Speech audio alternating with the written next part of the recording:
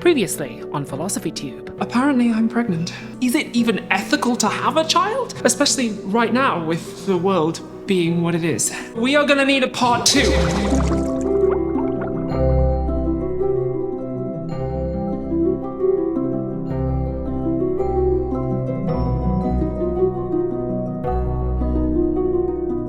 Apparently, I'm pregnant.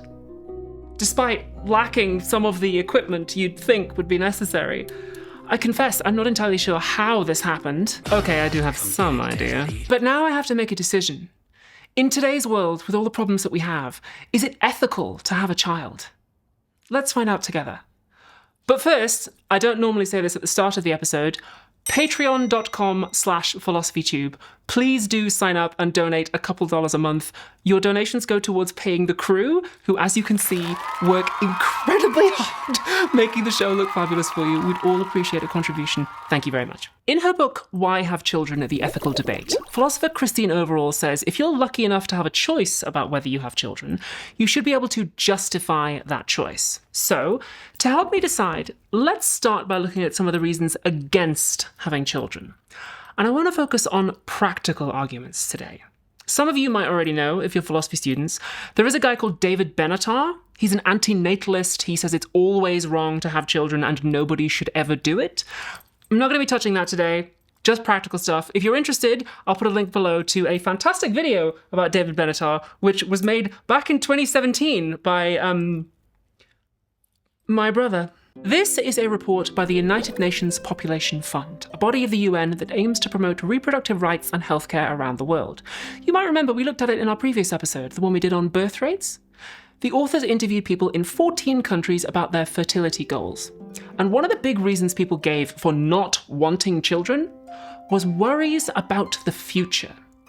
We are definitely living in turbulent times, and I know that makes me pretty anxious about having a baby. But maybe anxiety is clouding my judgment here. Overall says that throughout human history, people have brought children into the world in far worse circumstances than even our bleakest current predictions. If I have a child, then they might grow up in a world that is, in some ways, worse than the one I grew up in.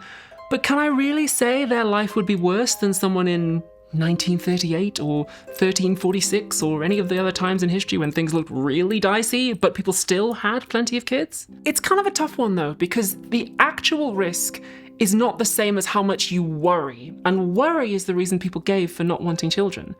Having a child confronts you with just how much you are in the world, and you can't pretend that problems like political instability and school shootings are over there anymore because now they affect this person that you're responsible for. And maybe some people would rather maintain the illusion that they are separate from the rest of the world, especially if the world looks bad. We talked about this last year in our episode on death, but since the genocide in Gaza, we've all seen a lot of images of suffering children. According to Médecins Sans Frontières, almost half the people killed by the Israeli government have been kids, and my government is assisting with that.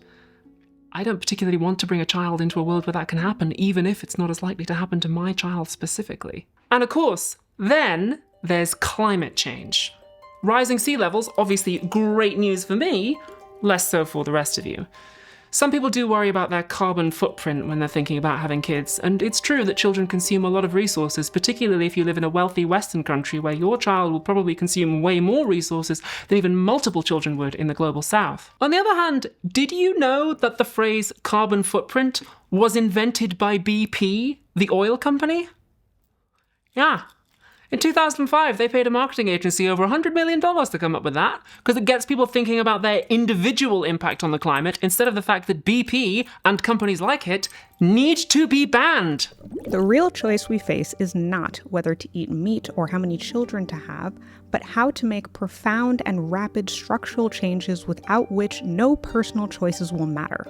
The fact remains that BP's incredibly lucrative business model and the products it sells are fundamentally at odds with human survival on this planet, and the company has spent billions of dollars to make us believe otherwise.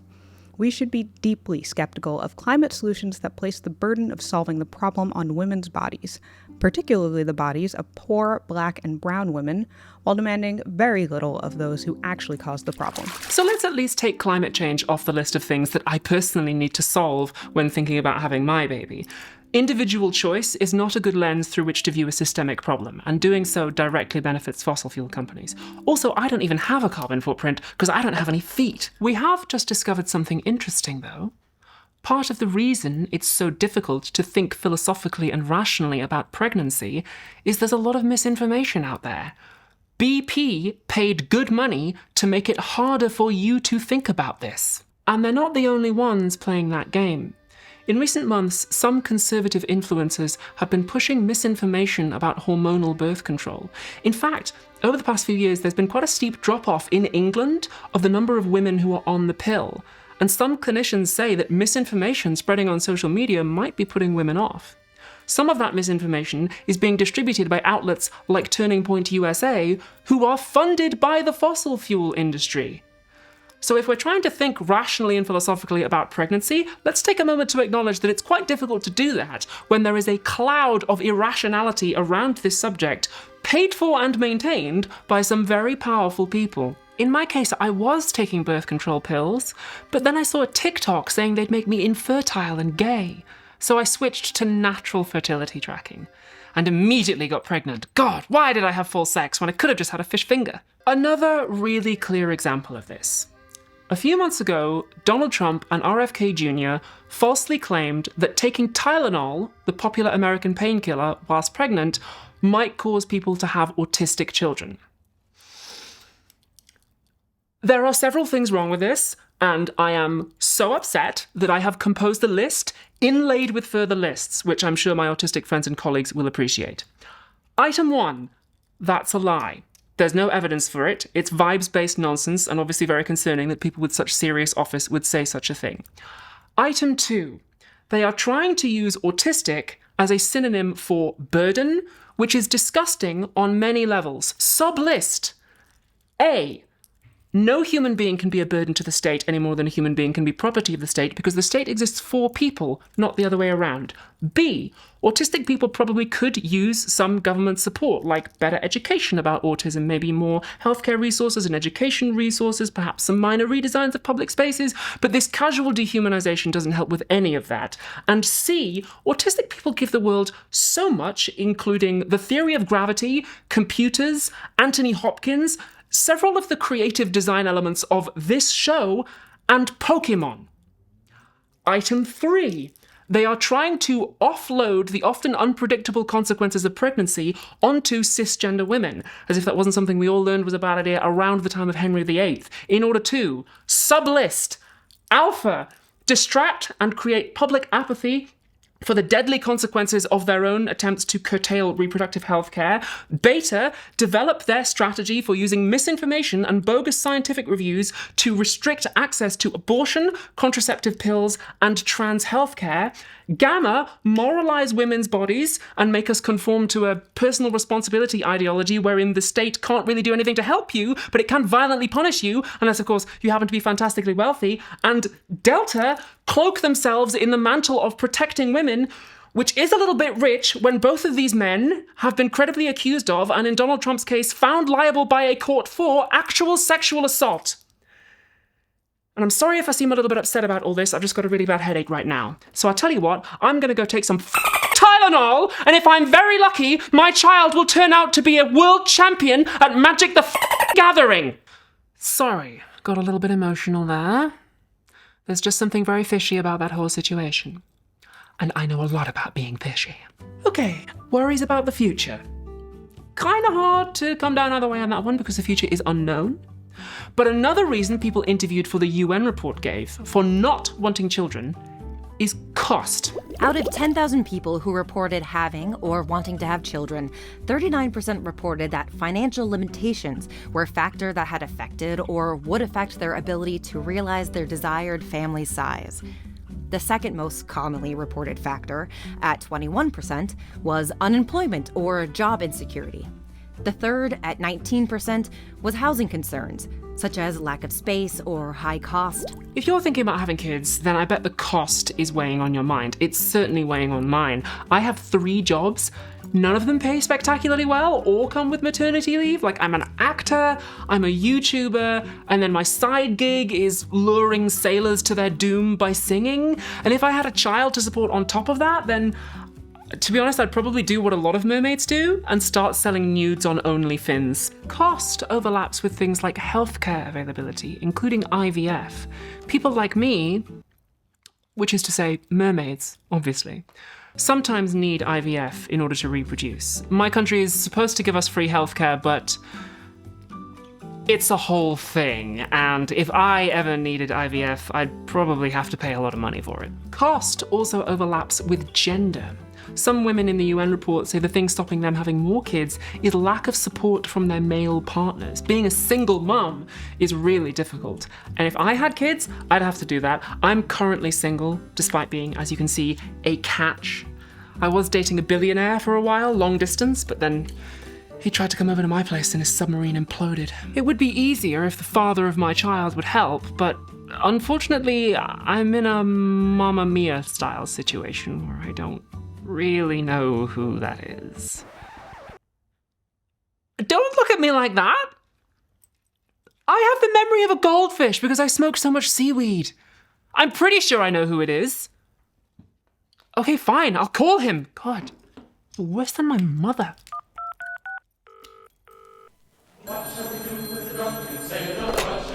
Ahoy, hoy. Hello, I think you got me pregnant. I need financial assistance. Pregnant, eh? Good luck with that. You're not gonna help raise your child? Abigail, we've never had sex, so unless you've been slipping into my cabinetite with a cordless vacuum cleaner, I don't even see how you could have gotten a sample of my sperm. Well, what about that one night? Listen, bitch. That never happened. You imagined it because you're crazy. If you want my advice, you'll zip your lip and yeetus that fetus right out of your bikini bottom, because you'll get not a goddamn cent from me. And if you ever mention that night again, which never happened, may I remind you, I'll gut you from tip to tail. Oh, great. Looks like I'm on the hook for all the work. And the hook is one of my least favourite things to be on. Now let's look at reasons for having children. The authors of the UN report interviewed people and asked them, why do you want kids? And interestingly, there was quite a bit of variation in the responses.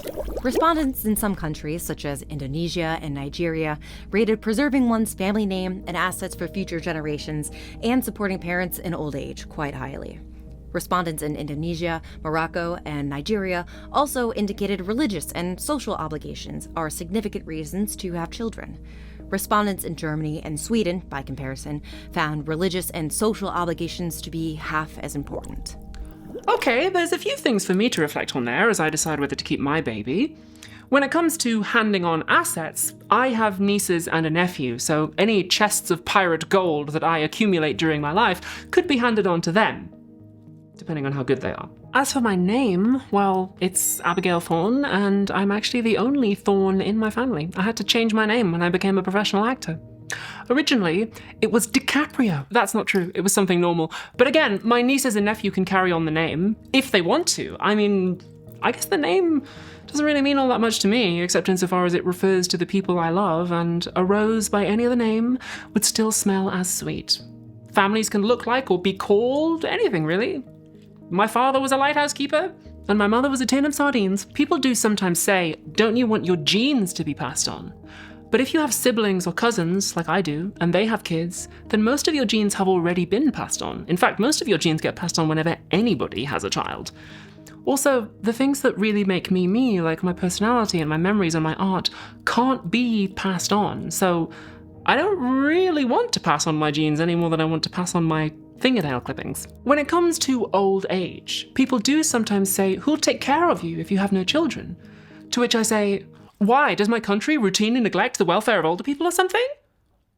For real though, we do have a big, serious social care crisis when it comes to older folks. Many of them live in poverty and their welfare is routinely discarded.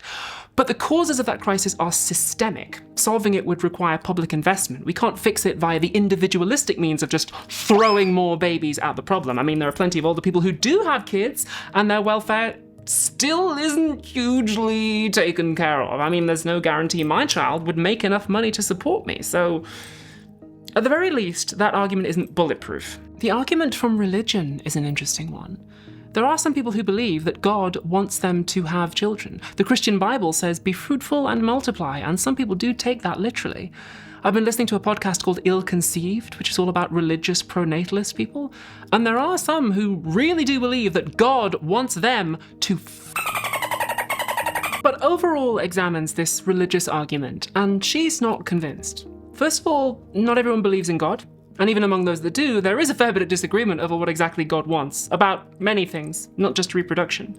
If you're a believer, you might have a faith-based response to those questions, and that's completely fine, but in a philosophy class, you'd be expected to prove that your specific God exists and that it wants what you say it wants, which is a bit of a tall order. Even if you manage that, though, there is a deeper problem with the idea that God wants us to have children. If you've taken any philosophy classes, you've probably heard of this because it's an absolute classic. It's called the Euthyphro dilemma, and it comes from ancient Greek philosopher Plato. It goes like this. Suppose God came down from heaven tomorrow and said, "Hi there, just want to clarify a couple things. Firstly, I do exist, and secondly, I do want you to have children." Well, the immediate follow-up question from humanity would be, why? Does God command us to have children because it's good to do? Or is it good to do because God commands it? If it's the first one, God commands us to do it because it's good, then we've still got the same question we started with. Why is it good? Is it always good? What happens if we disagree? The issue hasn't really gone anywhere. If it's a second option, good because God commands it, then God's just a cosmic dictator handing out orders.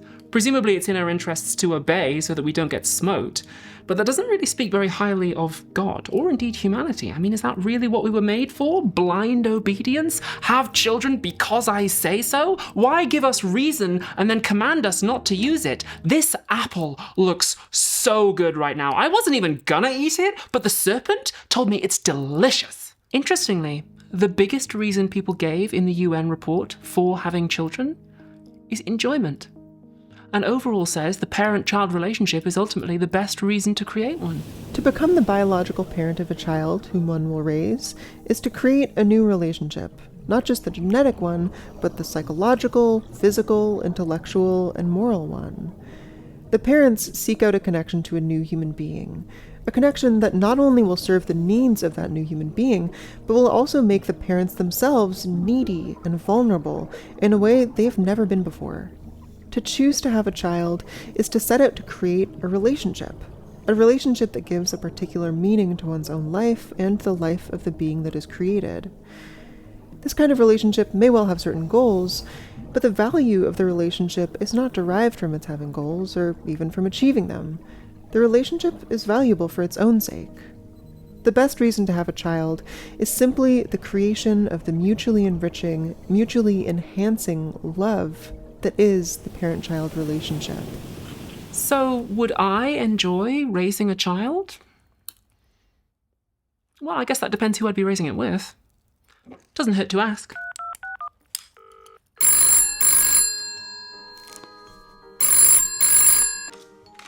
Hello? Hi, I'm pregnant. I'm just wondering, would you enjoy raising a child with me? I always knew this day would come, that I couldn't run from my destiny to become a traditional Catholic wife and mother.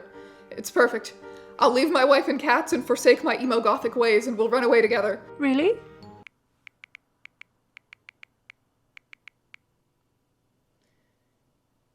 No, on second thought, I really like my cats. Human baby sounds kinda gross, actually, but good luck with that. Oh, okay. Well, if I have to be a single mother, then to be honest, I don't think I would enjoy it. But could it be the right thing to do to have a child, even if you don't want one? The Israeli philosopher Saul Smilansky says yes.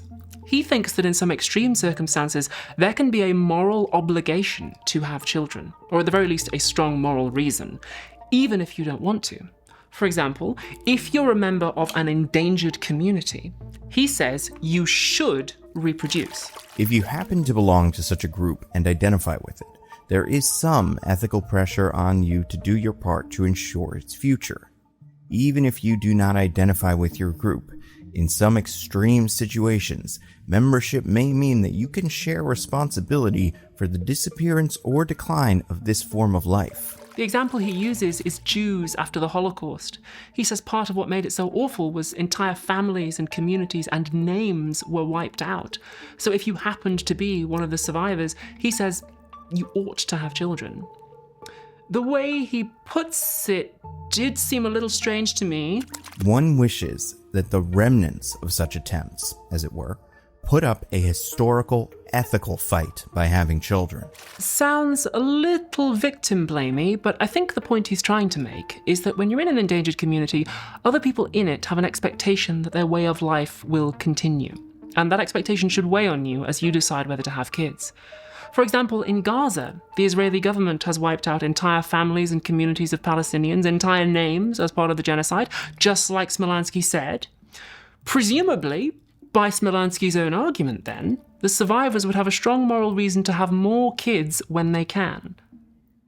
I'm not sure whether Smolanski himself would endorse that position given some of the things he said about Palestinians in the past, but it would seem to follow from his argument. In my case, I am actually a member of a small and marginalized and arguably endangered community. Mermaids, obviously. But, funny thing, mermaids don't reproduce vertically. There's no guarantee that my child would also be a mermaid. And I'm actually the only mermaid in my family. So Smolanski's argument doesn't really apply to me. But there's another argument for having kids, even if you don't want them. It comes from economist Nancy Folbre and her 1994 article, Children as Public Goods. It goes like this. It takes a lot of unpaid work to raise a child. Most of that unpaid work is still done by women, and the amount of unpaid work it takes is going up too, because kids are getting more expensive. The opportunity costs are also going up. That's things like career advancement that women forego when we have children. But if we do have children, they will grow up and get jobs and pay taxes, from which everyone benefits, including the child free.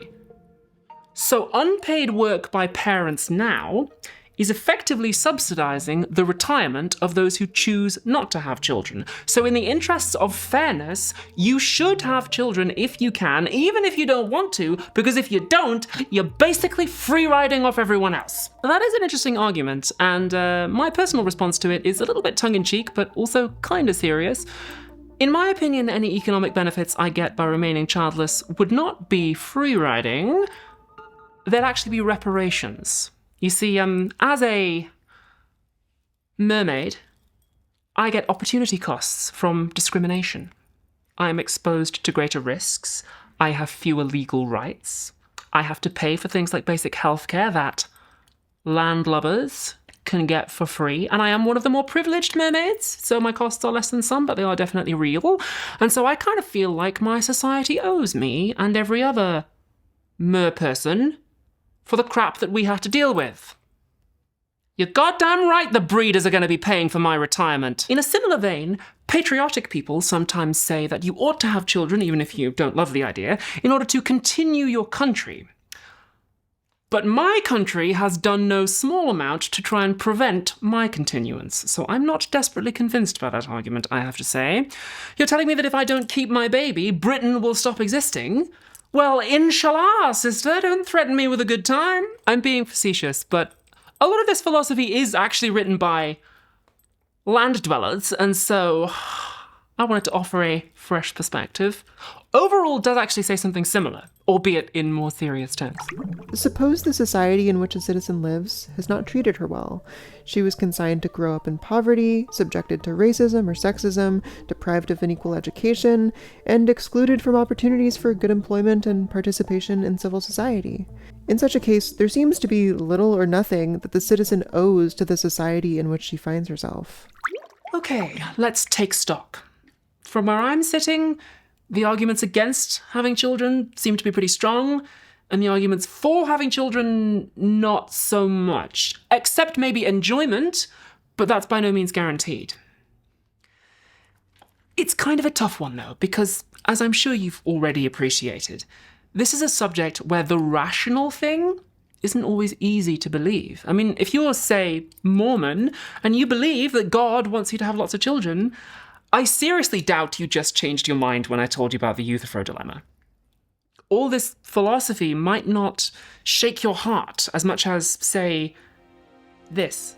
When 40 winters shall besiege thy brow, and dig deep trenches in thy beauty's field, thy youth's proud livery, so gazed on now, will be a tottered weed of small worth held. Then being asked, where all thy beauty lies, where all the treasure of thy lusty days, to say, within thine own deep sunken eyes, or an all-eating shame and thriftless praise. How much more praise deserved thy beauty's use, if thou couldst answer, this fair child of mine shall sum my count and make my old excuse, proving his beauty by succession thine. This were to be new made when thou art old, and see thy blood warm when thou feelst it cold. That was sonnet number 2 by William Shakespeare. He wrote 154 sonnets, of which the first 17 are about having kids, saying, hey, you should have a child. Someday you won't have youth and beauty and power, and it'll be a real shame if all those things die with you. And that's not a philosophical argument, but, it's very powerful.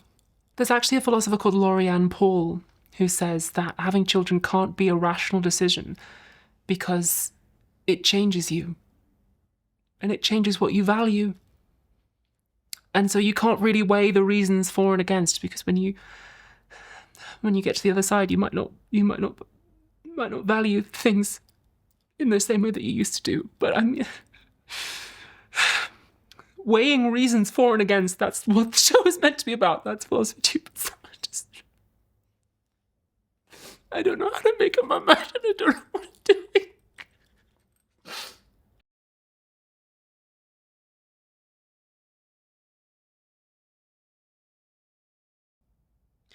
The mermaid tale is a funny gag, but I do actually want to talk about this issue seriously. A lot of my friends are at the stage now where they're having kids, and like them, I'm at that stage.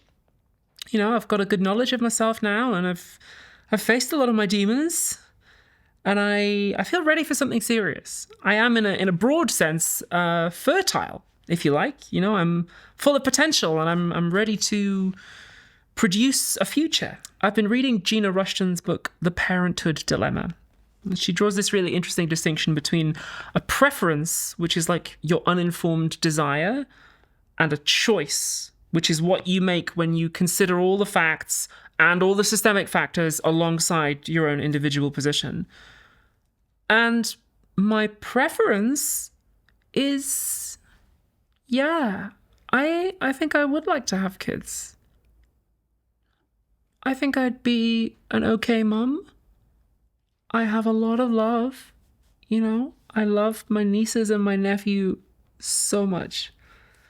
And I have a wonderful example to follow from my own mother, who raised 2 incredible children, and also me. But unfortunately, when I was in the womb, my ovaries and vagina didn't develop in the way that they should have. I was born with a rare genetic condition called Hunter-Schafer syndrome. Oh, you, Ray Blanchard. I can make shit up too. I'm kidding. I'm trans. Just in case anyone didn't get the gag of this video, I'm not actually pregnant. It is still technically possible for me to have biological children. It would be really difficult. And I'd have to climb a whole mountain and go through a whole process, and also get a lot of money from somewhere. And then even if I did it, it would be maybe kind of dangerous, because the world that we live in is a bit, so. There's this film called Castration Movie. Castration Movie Anthology Part 1 is a film by Canadian filmmaker Louise Ward. Narratively, it's about a woman called Traps living in Vancouver. The way I read it, one of the themes is infertility, not just in the biological sense, but the metaphorical and spiritual sense too. Traps experiences her life as a state of sterility, an inability to produce a future. Her job is precarious and unfulfilling, her friendships are often antagonistic, she has no particular future in mind, and politics and the job market being what they are, The future doesn't really have her in mind either. Fair warning, should you decide to seek the film out, it is not an easy watch, but it is brilliant. It came out in 2024 and it's become a cult hit among sickos, basically. The director said that she wanted to create a movie with trans characters on screen who are horrible and who suck. And just considering all the roles that I have to audition for as an actor, I love that approach. I love it. Also, apparently, when I went to the UK premiere of The People's Joker in Glasgow, I didn't realise that Castration Movie was screening. I sneak out of my screening to have a cigarette during the intermission and see a text from Aoife that reads, "Is Abby Thorne at our movie?" I don't f***ing know. All that matters is that I'm at my movie. Thorne had bailed immediately after The People's Joker, but I decided to start spreading the rumor that she walked out of my movie, so it's going to be the 30 trans girls at the screenings word versus hers. I'm sorry I wasn't at the screening, Louise. I just went to get some food with my friends and we didn't know it was on. But I really liked the movie. You're watching the YouTube version of this video, which means I have to censor quite a bit of the movie in order to talk about it. Apologies for that. If you want to see my uncensored thoughts, you can find them on Nebula. The first thing you'll probably notice is the picture. The movie was shot very simply on high-8 tape, often using long, unbroken takes and unclear sound. Partly for budget reasons, I imagine, and partly because, yeah, did you expect Purgatory to have high production values? These characters' lives look and sound how they feel. Wobbly, unclear, and cheap. It's a great decision, and it really works. There's not really a plot in the way that most movies have one. There isn't really like a ticking clock. We don't project the story into the future as we watch it. The characters all just kind of exist, not really going anywhere. And that's not a criticism. I actually found that really effective. Throughout the film, we see Traps try to be like a mother to other people in ways that don't go well. In particular, she kind of parents another trans woman into sex work, but it turns out not to be the nourishing relationship either one wants. Like, I'm not asking to do it alone, I'm just asking that you work with me on my terms, on what I'm asking, instead of trying to force me down some specific path. Like, that's it. That we just, like, view each other as equals instead of you looking down on me all the time. We're all sisters. I'm like your mom, and I tell you what to do. Listen to me. I know that's a lot to hear, but I get it. I know how the world works. Traps is a sex worker and has a lot of sex, but none of it results in reproduction, either of children or her own spirit. On the contrary, sex takes something from her as she prioritizes the needs of her clients, her landlord, her friends who need her to make porn to pay rent, or her boyfriend who isn't really interested in her outside of sex. He declines to come to her brother's wedding, refusing to be part of a family with her. Sex becomes like meaningless when you're doing it all the time. Like, oh, it's not about the like I like the Christian because he has like a great on him, but like I just want someone nice to curl up next to, you know? Like, it's so good to like have someone's arm wrapped around your neck and like cuddle and like, I don't know. I just need a boyfriend who like isn't afraid to leave the house with me. There's a scene about 2/3 of the way in where Traps gets a message from her doctor telling her transition has probably rendered her unable to have children. She gets drunk and goes to a gig where a couple of her friends are playing. She briefly watches them on stage, can't take it anymore, and goes home to cry. I interpreted that scene as Traps not being able to face the fact that her friends are still fertile. If not in a biological sense, then in a kind of artistic and creative and spiritual sense. They are adding to the world. They are producing something. Traps finds her biological infertility very distressing, but the movie is too clever to let the audience get away with thinking infertility is inherent to transness.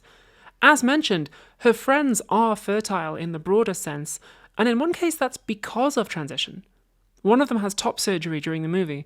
Their breasts, symbols of motherhood, are removed, and because of that, not despite it, because of it, they experience greater happiness, creativity, fertility in the broad sense. Traps is rendered infertile by multiple factors. Biology, arguably not the biggest. There's also poverty and politics and too much time on 4chan, which is to say time on 4chan, and her own demons. And those are the things that stop her producing a future. She's also not the only character who struggles with them. The first 90 minutes of the film are actually about Turner, a character who is ostensibly a man, but whom I at least interpreted as a closeted trans woman. He, is also unable to produce a future. I think the film is really brave in that it sets us up with Turner to guess that transition might solve his problems, and then shows us Traps, who has transitioned and still struggles with similar things. Turner disappears at the end of chapter 1, and on first viewing, I thought he and Traps were meant to be the same person with a time skip, until Turner reappears over 2 hours later. Turner's arc is particularly interesting because his quote-unquote infertility leads him to radical right-wing politics. Not in terms of support for policy, but definitely in terms of sentiment. In one of the film's best sequences, he performs this incel-core spoken word track, and, well, just listen, he sounds like a fascist. I must take form of the wolf. I must take the physical form of a devil. I must become fierce, dominant, powerful. My every word a command. I am but scraps in a junkyard, but scraps can form a great machine. I am the great machine. I am the great machine. I am the great machine. The film was shot between 2022 and early 2024, and in a statement on Substack, Louise Ward put it in the context of Donald Trump's re-election. Trump is pursuing policies that seriously endanger the futures of trans people in the United States, and many others besides. That's the kind of person who can win power, when most people don't believe they can produce a future. And then there's Castration Movie Part 2, which just came out, which opens with a scene of Donald Trump in the White House to give us context for a new story in which a trans woman tries to escape a basement-dwelling, hot-dog-eating sex cult run by a sinister YouTuber whose avatar looks like someone tried to create Brandon Rogers in Gary's mod and whose cryptic teachings must be decoded by reading old 4chan posts. Hello, hi, this is the symbol of our oppression. Oh, okay. Oh, it's like one of the shark. The shark. Yeah, talk about the shark. Talking about the shark. I have nothing about Do you have anything on the shark? Why is everyone so bad at sucking dick on this phone? This is all just about, like, getting fat. I want the shark now. This is actually really bad optics. 10 out of 10. Oscar. Tony, Grammy, Emmy. Amazing. Best film of all time. Better Citizen Kane, Titanic. Yorgos Lanthimos, who? Castration Movie Parts 1 and 2 explore the ways in which the future, and even like what we can imagine or desire the future to be, is constrained. Being a trans person in the Anglosphere in the early 21st century means that the horizon is often drastically foreshortened, even for a relatively privileged trans person like me. So, like, I mean, this is super dark, but I'd be lying if I hadn't thought about it. I'm thinking about having kids, and the question has crossed my mind, like, what if my kid turns out like me? I mean, on the one hand, that would be amazing, right? Because it's a gift. Like, I truly think I am very lucky to have been born this way. But on the other hand, look at how my country treats us. Just a few miles south of where I live, the NHS are forcibly detransitioning trans kids. They forcibly detransition trans adults now too, if you get sent to prison. And you can now be sent to prison as a trans person in Britain if you get off with someone and don't tell them that you're trans first. That's classified as assault now in Britain. Do I want to be telling my trans child that before their first date?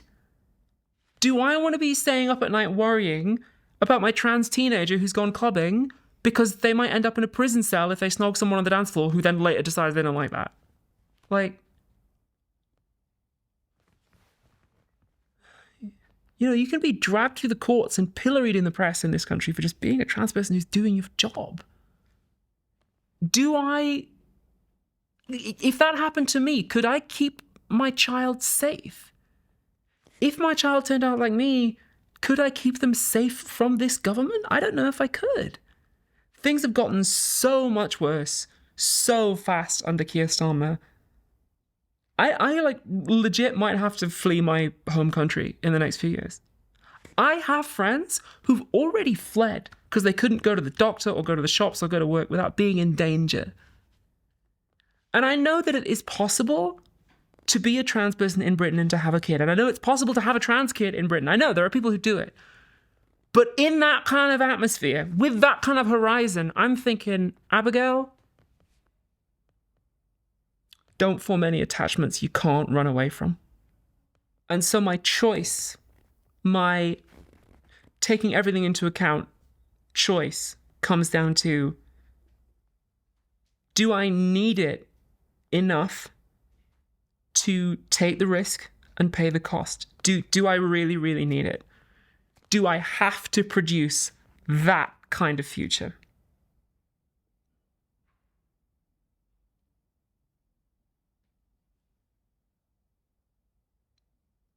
No, I don't think I do. I think in another life when it was safer and easier, I think I probably would have done it. But you got to play the cards you dealt, and so I guess choice made.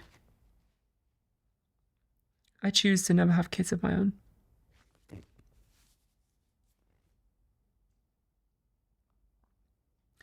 I choose to embrace a broader definition of fertility. Like I choose to give life and to love and to nurture in other ways. And there are lots of ways to do that. Lots of ways to give love.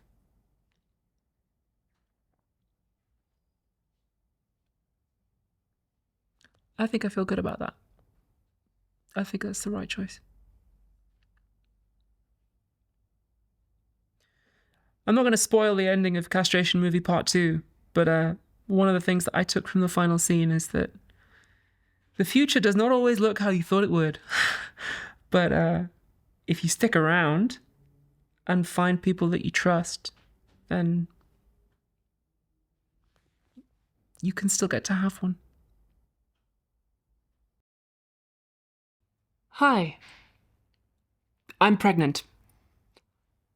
You haven't done anything wrong, and you don't have to do anything. I'm not going to keep it. I've decided. But I just thought it would be polite to let you know. No way! You're getting an abortion? I'm literally jealous. You don't sound shocked. Wait, you think it's mine? Girl, we've never had sex. Also, I can't talk. Come on. Oh, yeah. Is Morgana there? Hello. What's up, Abby? Morgana, I'm pregnant and I think it's yours. Are you literally just calling everyone we know? We have never had sex either. I thought we did. No, that wasn't real. That was a deleted scene in Dracula's Ex-Girlfriend. Streaming now on Nebula. Dracula's Ex-Girlfriend is a short film I wrote starring me, Morgana Ignis, and Brandon Rogers. It's about two problematic vampires dealing with the trauma they got from dating Count Dracula. We had a blast making it, and if you want to watch it, there's a link in the description where you can see it for free. That's right, I said free. It's available on Nebula, and we have a deal on at the moment where you can try Nebula for 3 days, no charge. In the movie, I play a vampire called Belladonna who meets up with Morgana's character, Faye. She's an old rival for Dracula's attention, so they don't get on. If you want to talk about trans actors playing characters who suck and are horrible, Belladonna is a mess, and I love her. Oh, don't be jealous. Dee Dee and I are in love. I know that probably sucks for you, but given how things ended, it seems like you just weren't the best fit. Some people are friends with their exes. Hey, so I don't know if this is a bad time to mention this, but when we were on set, I definitely impregnated somebody. Brandon? Are you the father of my child? Look, I don't know who or which hole or what gender that hole was, but I definitely blasted a lot of me in there, and there is no way in hell that thing's not popping out a baby in 9 months. Nebula made us cut the sex scene because it doubled the runtime of the movie. Did it have to be 30 minutes long? It's part of the art! Like I said, you can watch Dracula's Ex-Girlfriend for free And there's more! You can watch every episode of Philosophy Tube without ads, uncensored, weeks before they appear on YouTube. There's bonus videos too, like blooper reels, the extra episode I made on Thomas Jefferson and Indigenous American land use, and the bonus video I made on Nietzsche where I talk about one of my favorite video games. And if you want to watch my show about being a messed up evil trans person with no future, it's called The Prince. It was a stage play we did live in London and recorded. It's about a bunch of Shakespeare characters starting to realize they're stuck in a play and break out. I played a horrible, violent, closeted woman from Henry IV, and it was sick as hell.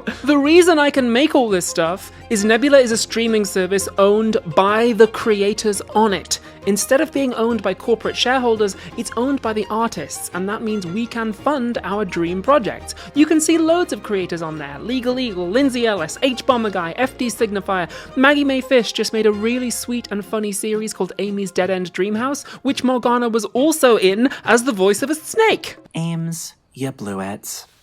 You sure did. But cheer up, proletariat. You've looked for jobs before and you can look for them again. If you can watch all that awesome stuff in 3 days during your free trial, then good for you. And since it's Christmas, you can also buy a gift card and give Nebula to someone else. If you know a fan of my show and you want to get them a present, you can gift them a year's membership of Nebula, or if you're very generous, a lifetime membership that lasts forever and costs $300. Normally they'd be more expensive, but if you use my link or QR code, you get a 40% discount. Go.nebula.tv/philosophytube, check it out today, and while you're there, go watch Dracula's Ex-Girlfriend. So, Morgana, that wasn't real sex? Abigail, do you know what sex is? Have you ever had sex? Like, with anyone?